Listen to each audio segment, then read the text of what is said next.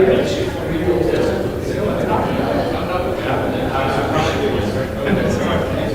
who knows a little bit less about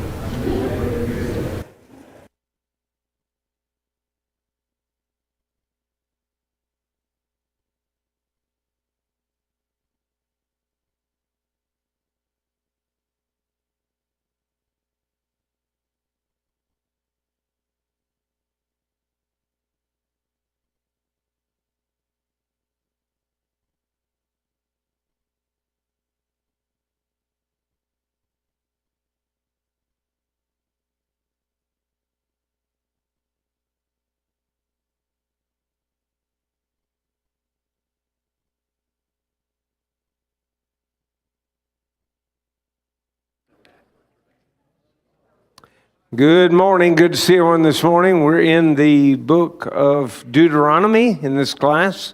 This is my first time ever to go through the book to teach it. I've read it many times, and I've preached sermons from it, but never actually taught the entire class. We're up to chapter 10 this week, and as we look at this chapter, we begin with the idea of rewriting the tablets. Remember, Moses got angry when he saw the people, what they were doing. God had already been angry, and he threw the tablets down. They broke, and so now that's where we are at this point in time. At that time, the Lord said to me, "Hew for yourselves 2 tablets of stone like the first, and come up to me on the mountain and make yourself an ark of wood. And I will write on the tablets the words that were on the first tablets which you broke, and you shall put them in the ark." So I made an ark of acacia wood, hewed 2 tablets of stone like the first, and went up the mountain having the 2 tablets in my hand. So he's commanded to make 2 tablets and make an ark for them. And I've given you a reference here in the book of Exodus that talks about the construction of the tablets, or the ark, the Ark of the Covenant. It sounds like Moses is supposed to build it.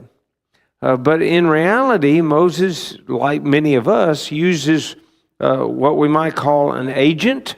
Somebody else does the building.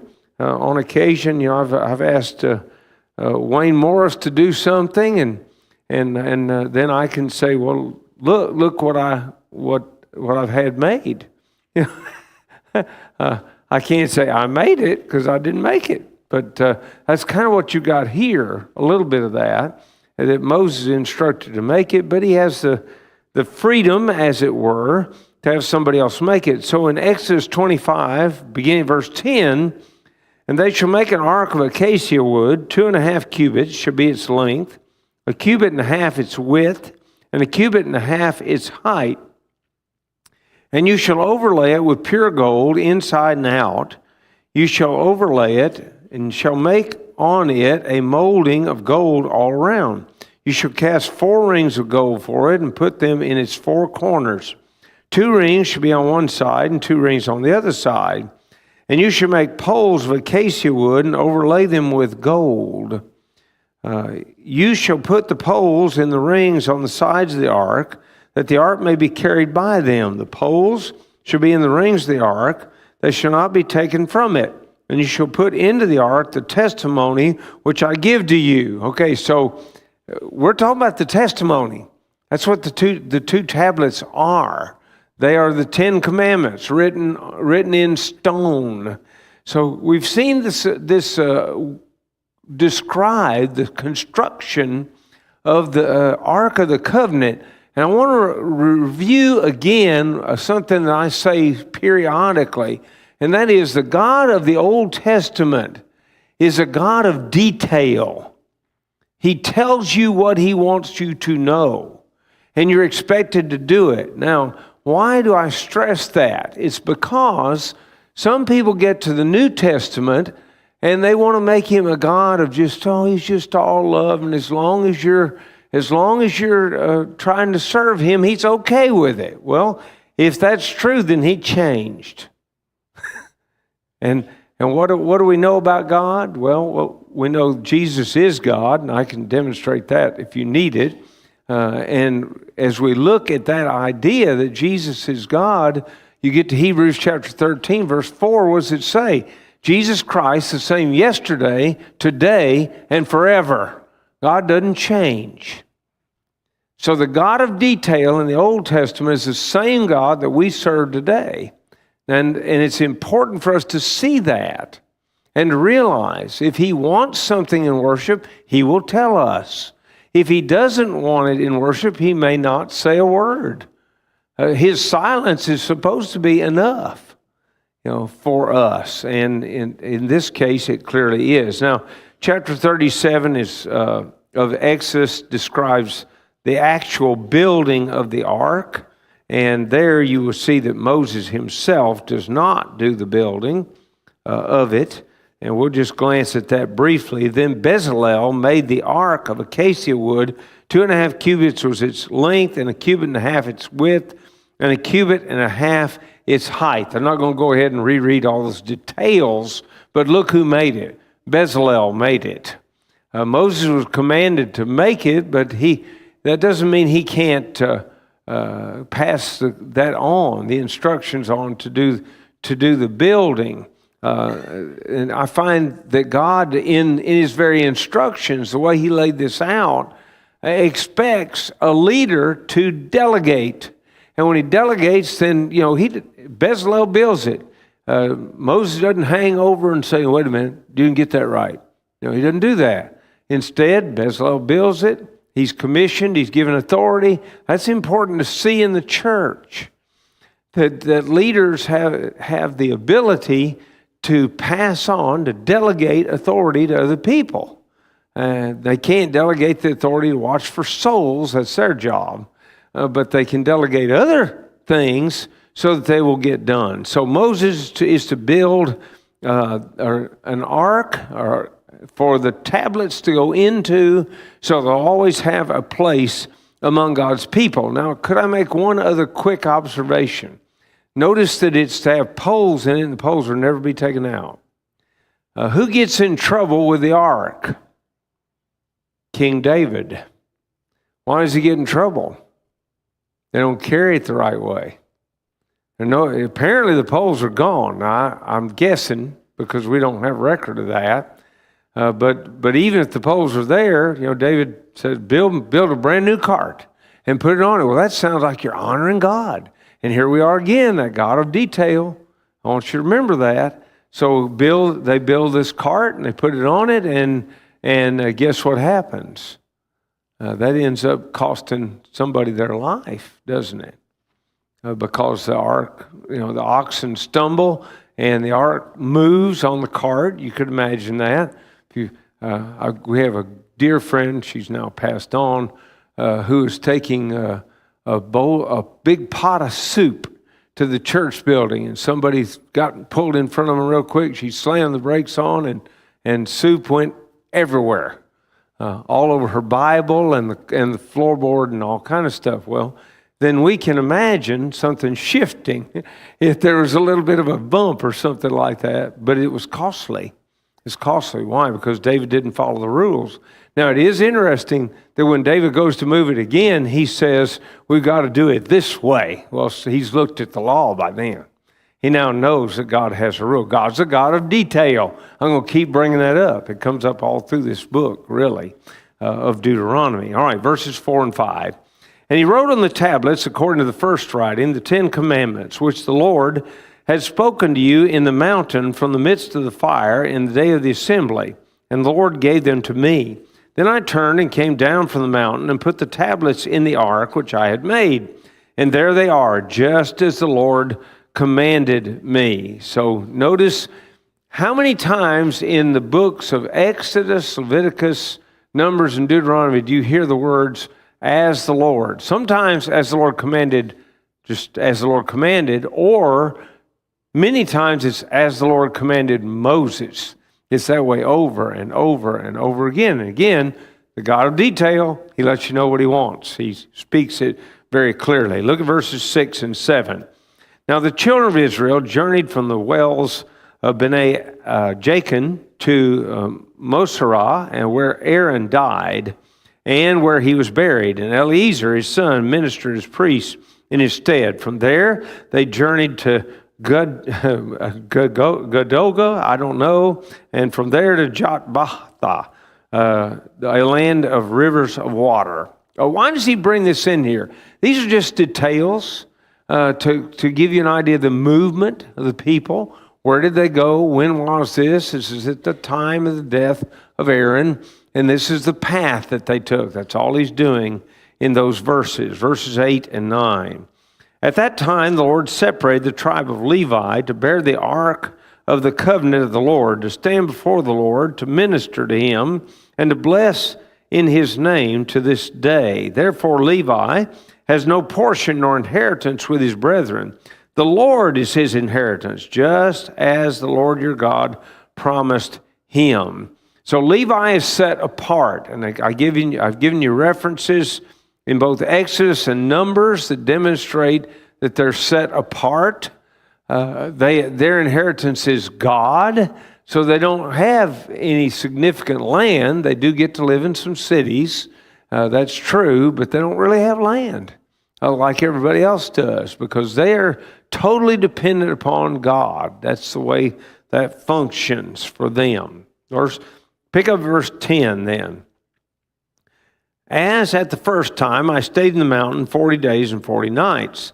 The Lord also heard me at that time, and the Lord chose not to destroy you.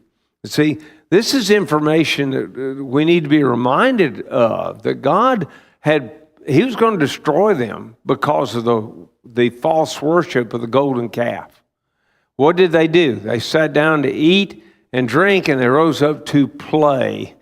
And that is a very, very delicate wording that is put in the text, because rose up to play means effectively in the original language they rose up to be sexually immoral.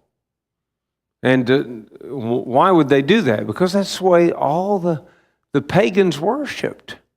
That's the way the Canaanites worshipped. That's the way the Egyptians worshipped. Immorality was a part of their worship of the false gods.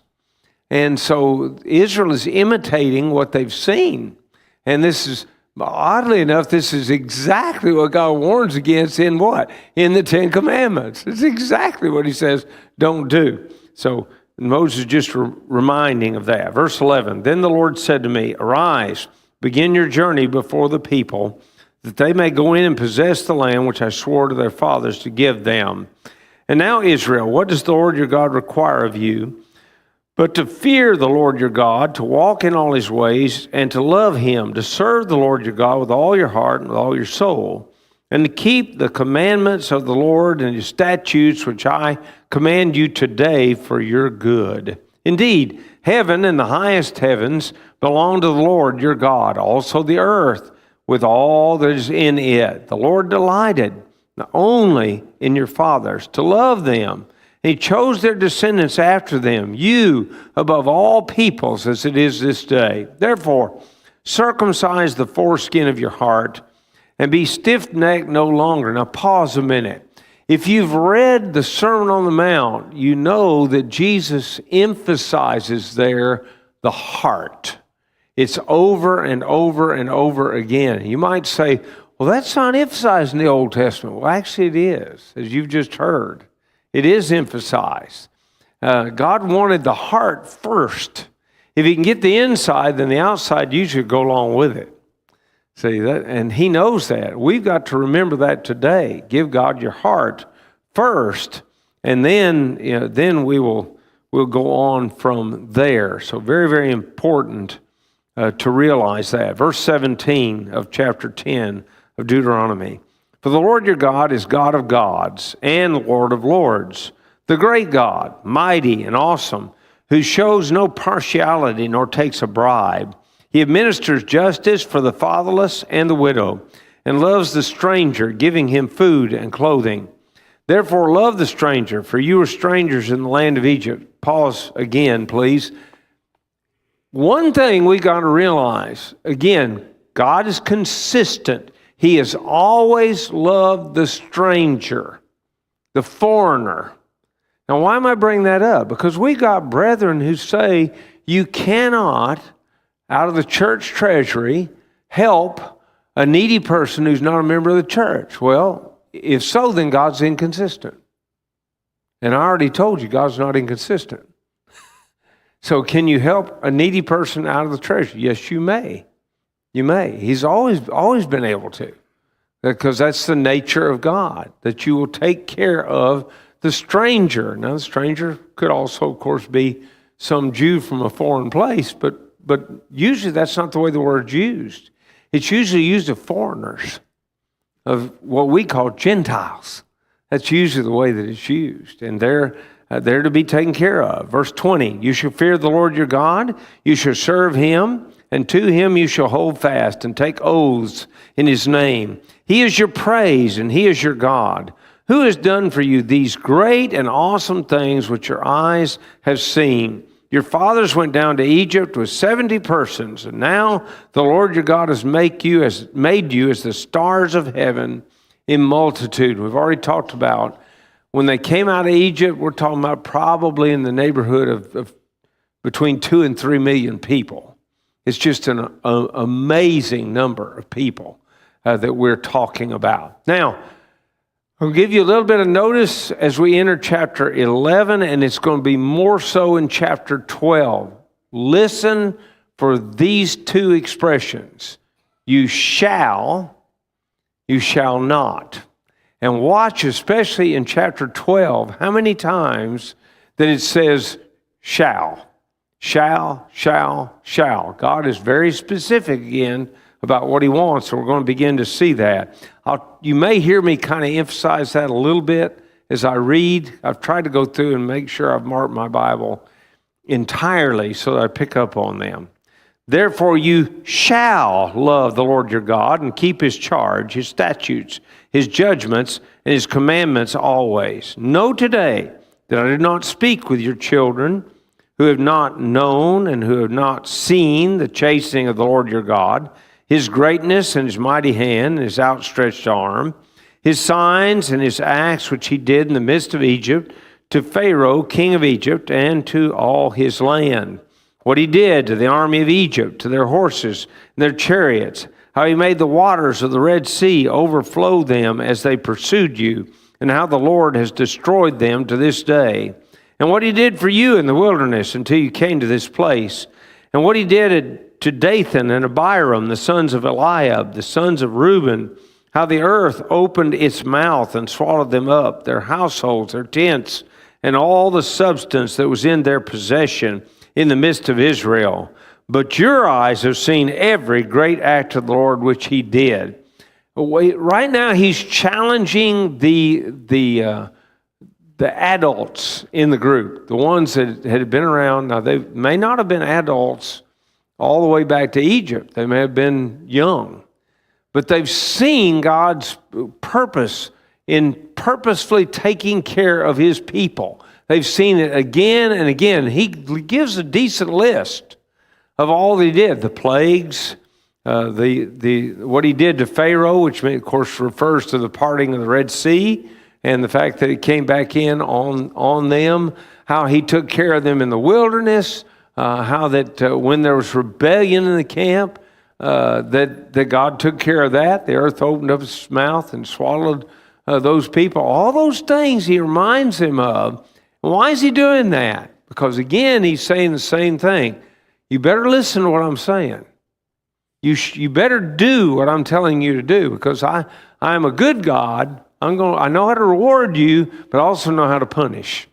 And I've proven that before, and I can do it again if need be. So that's Israel has seen the works that God did for them. So what does God want them to do now? Therefore you shall keep every commandment which I command you today, that you may be strong and go in and possess the land which you cross over to possess. Stop. Do you notice, and if you do not, you need to begin to think in the Old Testament, you're reading, all of us need to think, God is a God that when He gives a covenant, has promises and conditions. It is without fail. And I'm going to bless you, I'm going to give you this land, but wait a minute, what do you got to do? You shall keep my commandments. You see the condition stated first that time, and the promise after the condition. Very important to see that. Because it's a constant. Somebody say something. I'm getting old. I hear things, Okay. All right. Okay. Let's go ahead and look some more. And that you may prolong your days in the land which the Lord swore to give your fathers, to them and their descendants, a land flowing with milk and honey.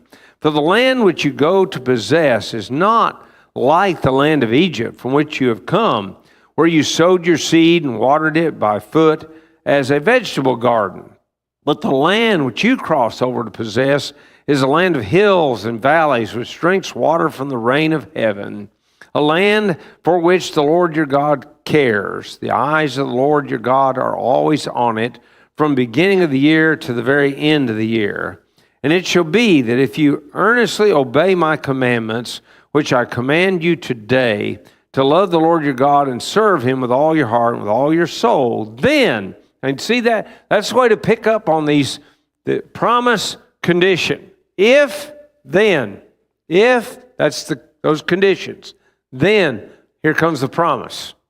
And when He does that, so watch it when He says that. Then I will give you the rain for your land in its season, the early rain and the latter rain, that you may gather in your grain, your new wine, and your oil. Let me pause a second. Most of you know I'm not a farmer.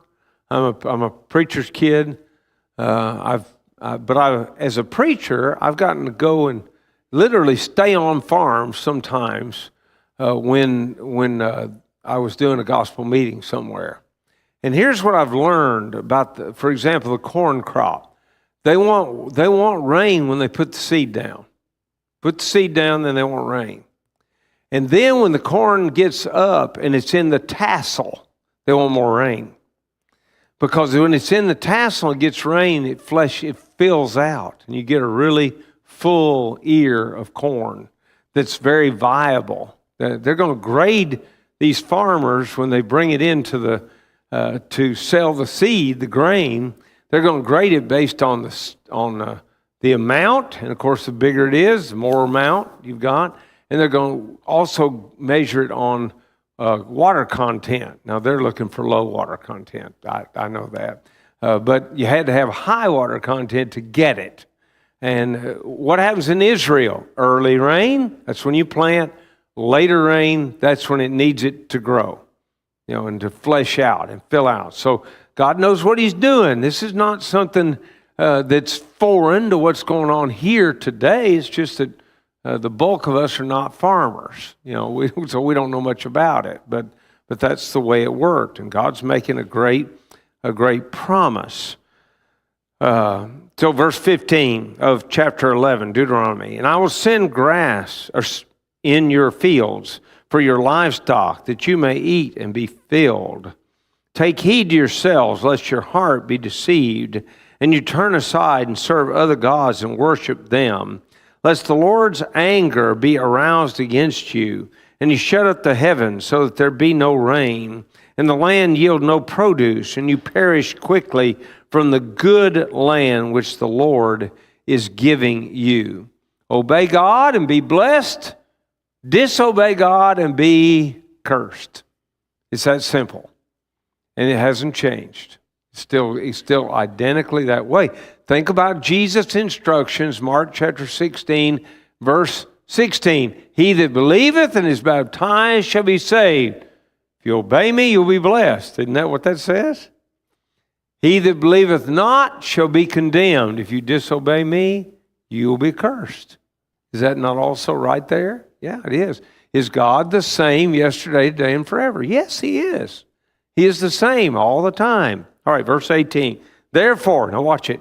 You shall lay up these words of mine in your heart and in your soul, and bind them as a sign on your hand, and they shall be as frontlets between your eyes. You shall teach them to your children, speaking of them when you sit in your house and when you walk by the way, when you lie down and when you rise up. And you shall write them on the doorposts of your house and on your gates, that your days and the days of your children may be multiplied in the land of which the Lord swore to your fathers to give them, like the days of the heavens above the earth. For if you carefully keep all these commandments, which I command you to do, to love the Lord your God, to walk in all his ways, and hold fast to him, then the Lord will drive out all these nations from before you, and you will dispossess greater and mightier nations than yourselves. Every place on which the sole of your foot treads shall be yours, from the wilderness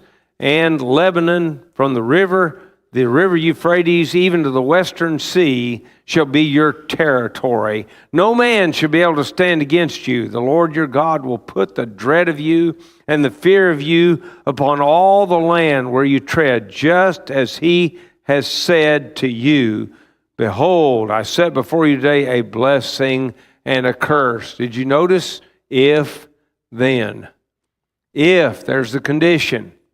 If, and that's all the way back in verse 22. If you carefully keep all these commandments, then what? I'm going to drive everybody out. It's your land. I'm going to give it to you. It's going to be an eternal possession. If, then. Just keep that in mind. He doesn't change. It's if, then. Now, I've got a question for you. Did the children of Israel sometimes do the if and then change to doing the not if? Okay. So did they at times, did they possess the land, and at other times did they lose the land? Now see, this may sound like a goofy way of reasoning, but brethren, I want you to think. God's the same yesterday, today, and forever. And so could an individual obey the gospel and be freed from their past sins? Well, of course they can. Can they then become rebellious and lose that freedom? Is that possible? So then once saved, always saved is, in a very technical term, it's baloney. That's what it is. Don't buy it. Because it's not consistent with God. See, here's the thing. The reason that we cannot answer people that are teaching errors because we don't know God from beginning to end is because we have not looked at the Old Testament enough to know who God is and to appreciate how he has always dealt with people. He's not changed. He's the same yesterday, today, and forever, and we need to emphasize that. Of course we need to know the New Testament. That's the covenant under which we live. But don't forget that God is going to do under this covenant the same thing he did under that covenant. If you obey him, he's going to bless you. Disobey him, he's going to curse you. That's consistent throughout. Never changes. Very important, I think, for us to see that. So God, what are we seeing here? God rewards according to a man's works, very clearly. We've seen that over and over again, and he still will. If you think about the descriptions of what's going to happen in the day of judgment, he's going to judge us based on our works. You know, good, going to receive good. Bad works, going to receive bad. You know, so very, very important to see there. All right, blessing and cursing set before them. So pick up at verse 27. The blessing, if you obey the commandments of the Lord. Now watch that. Here we come again. Here comes the condition. If what? Well, here he goes. If you obey the commandments of the Lord your God, which I command you today, and the curse, if you do not obey the commandments of the Lord your God, but turn aside from the way which I command you today to go after other gods which you've not known. Now it shall be, when the Lord your God has brought you into the land which you go to possess, that you shall put the blessing on Mount Gerizim and the curse on Mount Ebal. Did God know how to give a permanent visual demonstration? And the answer is absolutely. Mount Gerizim is a beautiful green, luscious mountain. Mount Ebal, when you read Ebal, think bald. It is a barren mountain. So here they are, they got people standing over here and they're reading the curses. And as they read the curses, everybody that's looking at them reads going, ooh, God's pretty serious. Ebal is just as barren as it can be. And when they read the blessings, they're looking over there and they're going, wow, God does bless you when you do what he says, doesn't he? See, God uses living demonstrations very, very clearly with the Ebal and Gerizim. Verse 30, are they not on the other side of the Jordan toward the setting of the sun in the land of the Canaanites who dwell in the plain opposite Gilgal beside the terebinth trees of Moreh? For you will cross over the Jordan and go in to possess the land which the Lord your God is giving you, and you will possess it and dwell in it, and you shall be careful to observe all the statutes and judgments which I set before you today. These are the statutes and the judgments which you shall be careful to observe in the land which the Lord God of your fathers is giving you to possess all the days that you live in the earth. You shall utterly destroy all the places where the nations which you shall dispossess serve their gods on the high mountains and on the hills and under every green tree. And you shall destroy their altars, break their sacred pillars, and burn their wooden images with fire. You shall cut down the carved images of their gods and destroy their names from that place.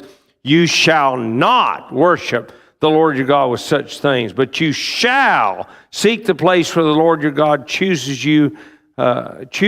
out of all your tribes to put his name for his dwelling place, and there you shall go. There you shall take your burnt offerings, your sacrifices, your tithes, the heave offerings of your hand, and your vowed offerings, your freewill offerings, and the firstborn of your herds and flocks. And there you shall eat before the Lord your God, and you shall rejoice in all that you have put your hand, and you and your households in which the Lord your God has blessed you. You shall not at all do as we are doing here today, every man doing whatever is right in his own eyes. Now pause. Now I want to pick up on two things. I want to go back and think.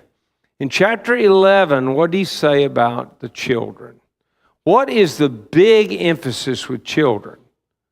It's making sure they're on the travel team for football, baseball, soccer. Is that what it was? Look, I love baseball. I played a lot of baseball. I have coached a lot of baseball. It's not sinful to play baseball, not as far as I know. But it is sinful to put baseball ahead of God. Now, I've chosen baseball, and frankly, I don't even know if we got a ball player in here, baseball player, or even a child that plays baseball. You can supply the sport. You put it in there for yourself. It doesn't have to be a sport either, does it? It doesn't have to be. Brethren, we need to really start emphasizing the book. I'm going to wade off into something that's probably going to get me in a lot of trouble. I think we need to really seriously consider how much we're using iPads and iPhones and Androids and all that. Moms and dads sometimes, and I don't know who you are, so I probably know more about this when I go on a meeting than I do here. But sometimes we use that as a babysitting tool. And you know what my mama did with me? I remember vividly, and then if I didn't remember, I would have later, because when I got old, I'll tell you what happened. When I was a little boy, my mama got one of those little bitty spiral notebooks, little bitty thing. And she handed me a pencil and that spiral notebook, and she said, write what your daddy says. And I wrote it. Did I get every word? Not by a long sight. Not by any means at all. And when I'd exhaust one notebook, she gave me another one. And as I got older, I got bigger notebooks. Wasn't the little bitty ones. It was, got to be bigger. And when I went off to college and then finally got married, Mama handed me all those notebooks. And I have looked through those notebooks. And you know what I've discovered? Even as a little boy, I was picking up what my dad said. How many of you come to me after a sermon and told me on the way home, our child talked about this? It's a lot of them. It's a lot of them.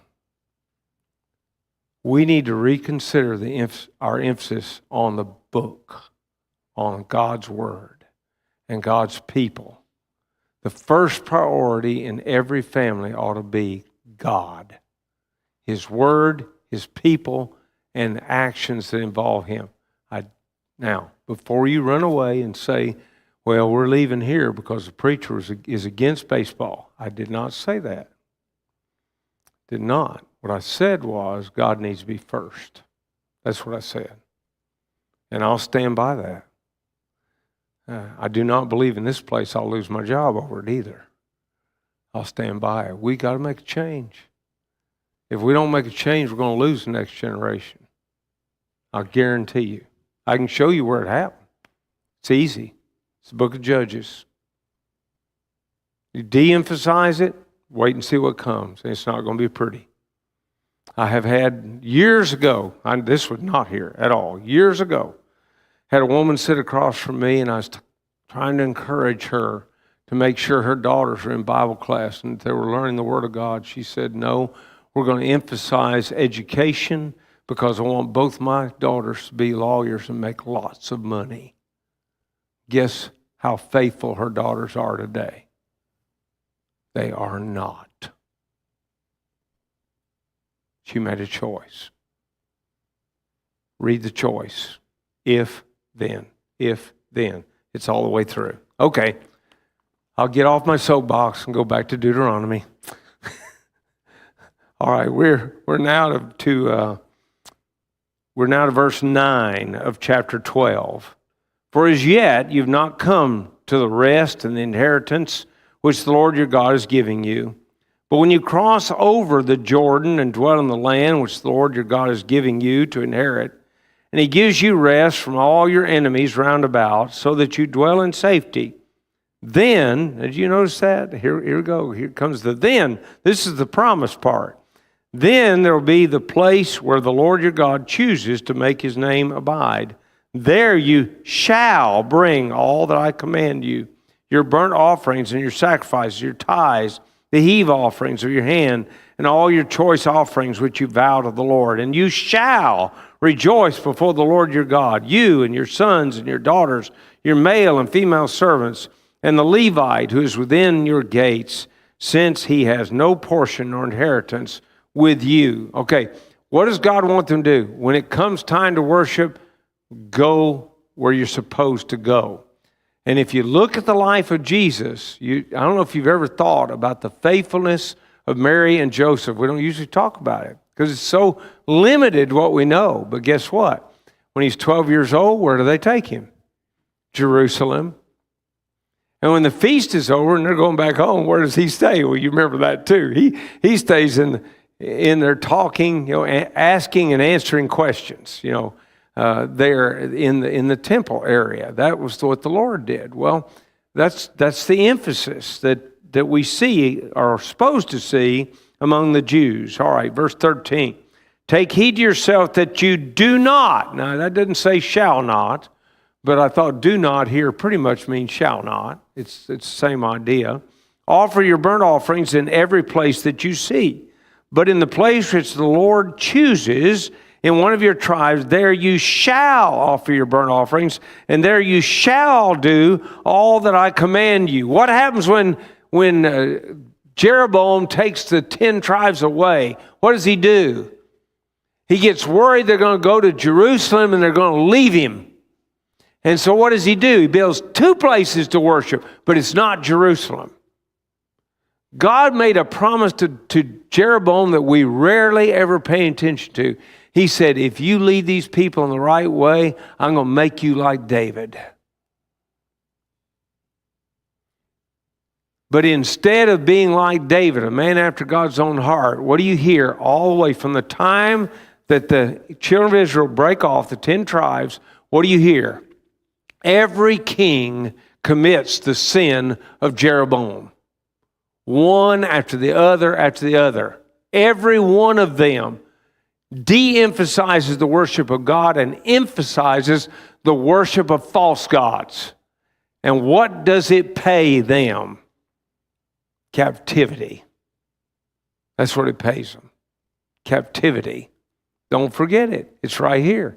See, God's anticipating all this stuff. We may not think it, but there it is. It's right there in the pages of this book. Okay, verse 15, chapter 12, Deuteronomy. However, you may slaughter and eat meat within all your gates, whatever your heart desires, according to the blessing of the Lord your God, which he has given you. The clean may eat of it, of the gazelle and of the deer alike. By the way, he didn't say you can eat unclean animals. He said the unclean person can eat. That's what he said. So be sure to pick up on that. But do notice that he describes what we eat as a blessing. That's why we give thanks before we eat, because it comes from God. You know, that's the point. Only you shall not eat the blood. You shall pour it on the earth like water. You may not eat within your gates the tithe of your grain, or your new wine, or your oil, of the firstborn of your herd, or of your flock, of any of your offerings which you vow, of your freewill offerings, or of the heave offerings of your hand. Here's something you cannot do. You can't take what's mine. You can't take what belongs to God. When I was much younger, I did an immense amount of financial counseling. Christians that were in trouble. And they came to me. One guy, I got a call one night. He said, I need your help. I said, okay, well, what's the problem? He said, well, they've just pulled up in the backyard and they've loaded my car on a truck and they hauled it out of here. They've repossessed it. How bad of trouble was he in? He in pretty bad trouble. By the way, call the bank before you let them repossess it. It costs up to $1,000 just to pay for the tow truck and all that mess. You know, all the fees that go along with that. And so that's in addition to what you already owe. Call the bank. And if they say we're going to repossess it, say, no, I'll bring it to you. I know that's not going to be, popular with you, but you're going to save a lot of money if you just take it to them. Okay? But what am I noticing here? Even when people are in deep debt, that's what I was talking about. When they're in deep debt, guess what the first thing we put on their budget is? What are you going to give God? And I've had people look at me and say, we're in the hole. What do you mean, what are we going to give God? I said, if you want to get out of the hole, you got to give to God. I can't explain it to you except that God always has a bigger shovel than you do. Always. He never fails. So start with what you give God. Now, God doesn't get leftovers. He don't like leftovers. He wants first fruits. He wants cream of the crop. Take it off the top. That's what God wants. And that's very clear here. All right, verse 18. But you must, I know that's not the word shall, but same idea. You must eat them before the Lord your God in the place which the Lord your God chooses, you and your son, your daughter, your male servant, and your female servant, the Levite who's within your gates, and you shall rejoice before the Lord your God in all to which you put your hands. Take heed to yourself that you do not forsake the Levite as long as you live in your land. When the Lord your God enlarges your borders, he has promised you, and you say, let me eat meat, because you long to eat meat. You may eat as much meat as your heart desires. If the place where the Lord your God chooses to put his name is too far from you, then you may slaughter from your herd and from your flock, which the Lord has given you, just as I have commanded you, and you may eat within your gates as much as your heart desires. Just as the gazelle and the deer are eaten, so you may eat them, and the unclean and the clean alike may eat them. Again, unclean, clean are people, not the animals. Please notice that. Only be sure that you do not eat the blood, for the blood is the life. You may not eat the life with the meat. Why does God emphasize life is in the blood? Here's my suspicion. Can't prove it, but I think biblically I'm on good ground. Because when Jesus died on the cross, what did he give? His life. And we're talking about his blood. Okay? I think that's why. It's true, life's in the blood anyway. But the life of the church is in the blood of Jesus. Significantly. Okay. So don't eat the blood.